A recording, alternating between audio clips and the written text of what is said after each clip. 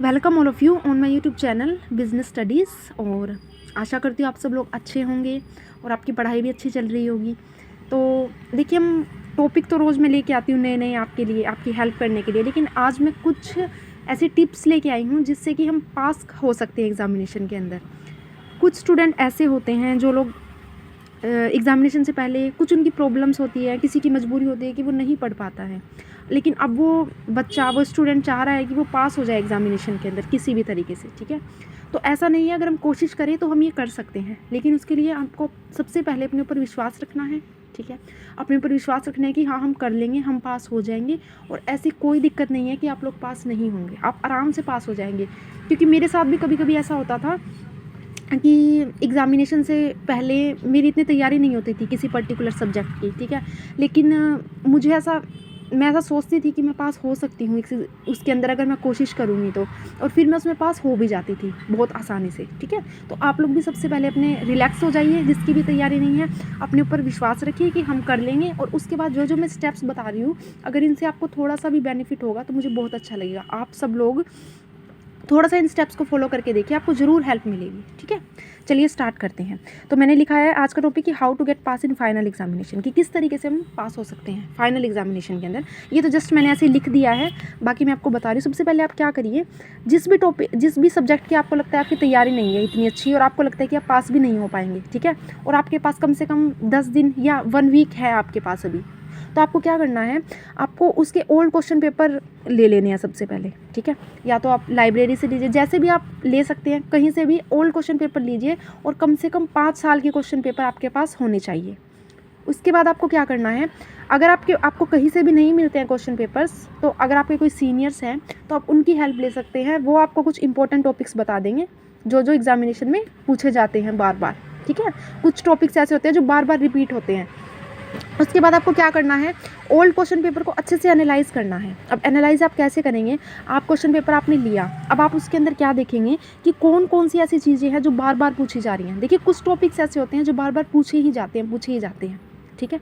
अब आप हर यूनिट को अच्छे से पढ़ेंगे क्वेश्चन पेपर के अंदर, उसके बाद उसके टॉपिक्स लिख लेंगे एक पेज के ऊपर, साथ में आपको लिखते जाना है, ठीक है। वो सभी टॉपिक्स आप लिख लेंगे कि ये टॉपिक्स इंपॉर्टेंट है और ये तो हमको करने ही करने हैं, सबसे पहले हमें यही टॉपिक करनी है, ठीक है। आप उन टॉपिक्स को कर लेंगे फिर अच्छे से। उसके बाद आप क्या करेंगे, उसके बाद आप अपने टॉपिक्स को छोटे छोटे पार्ट्स में ब्रेक डाउन कर लेंगे, ठीक है। ऐसा नहीं है कि आप सारे टॉपिक एकदम पढ़ने बैठ जाए, नहीं। अभी पहले हम यूनिट फर्स्ट करेंगे कंप्लीट, फिर यूनिट सेकंड पे जाएंगे, फिर यूनिट थर्ड पे जाएंगे, फिर यूनिट फोर्थ पे जाएंगे। इस तरीके से थोड़ा थोड़ा करके करेंगे तो आपको इतनी फ्रस्ट्रेशन भी नहीं होगी और आप आराम से कर भी पाएंगे, ठीक है।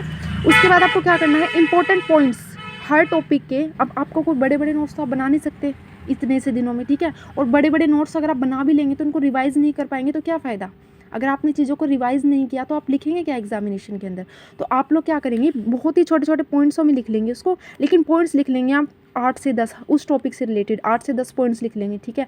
जैसे हर टॉपिक के अंदर आपको क्या क्या लिखना है, डेफिनेशन आप लिख सकते हैं, ठीक है। मैं लिख देती हूँ यहाँ पे, डेफिनेशन लिख लीजिए आप, ठीक है।